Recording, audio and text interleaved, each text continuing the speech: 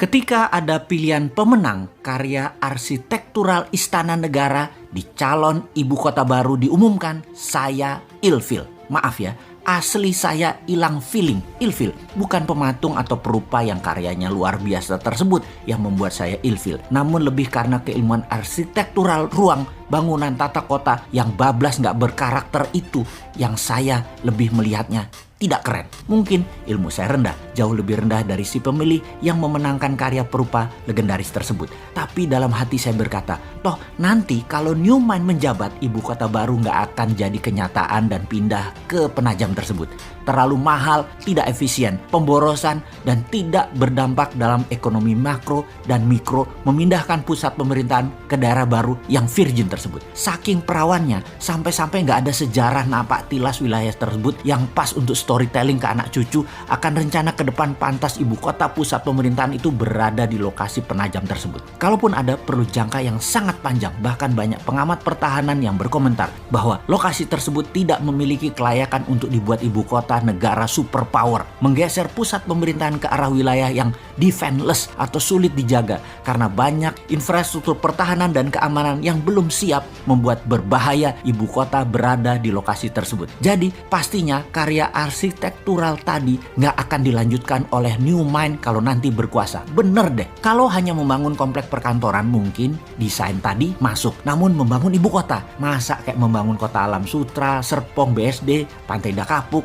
gitu sih modelnya. Membangun pusat pemerintahan itu membangun Wakandanya Black Panther. Sekali lagi, Black Panther ya, bukan Blackpink. Bener deh, kalau Newmind pusat pemerintahan tetap di utara Jakarta, bekas tanah reklamasi. Sekalian buat benteng laut utara Jakarta. 5.000 hektar itu New Wakanda. Full teknologi, full digital, paperless, kontrol satelit, telekomunikasi jalur baru, e-rupiah, digital aset, dan banyak lagi ke depannya yang dunia pemerintahan butuhkan. The real e-government. Masa membangun ibu kota di abad 21 kayak membangun properti perumahan gitu sih? Hanya casing doang.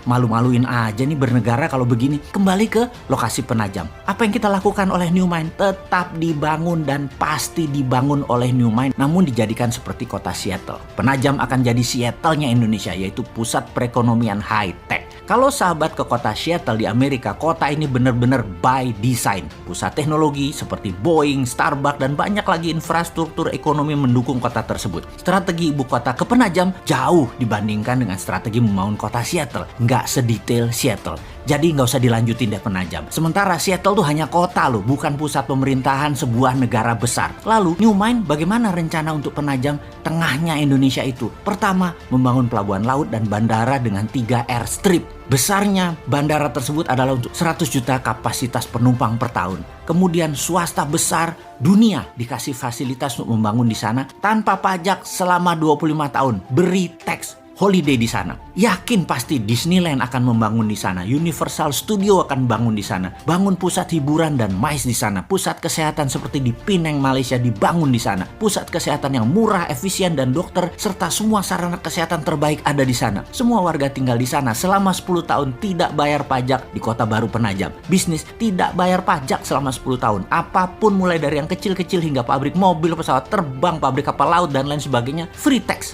Berlaku e-rupiah di Penajam dan pendanaan lewat SWF e-rupiah printing money di Penajam. 2.000 triliun dibanjiri di Penajam dengan e-rupiah setiap tahunnya selama 15 tahun ke depan. Yakin pasti 2 juta populasi akan pindah dalam 5 tahun ini dan 10 juta populasi akan ada di 25 tahun dari sekarang. Indonesia di tahun 2045, Penajam adalah darlingnya Indonesia. Kemudian pusat pemerintahan di Pulau Reklamasi yang sekaligus membangun Great Giant Wall, dam laut untuk menahan banjir Jakarta serta pertahanan laut utara pusat pemerintahan tersebut. Di sana adalah e-government pertama di dunia dan e-rupiah pendanaannya. Aduh, jadi kangen masa depan.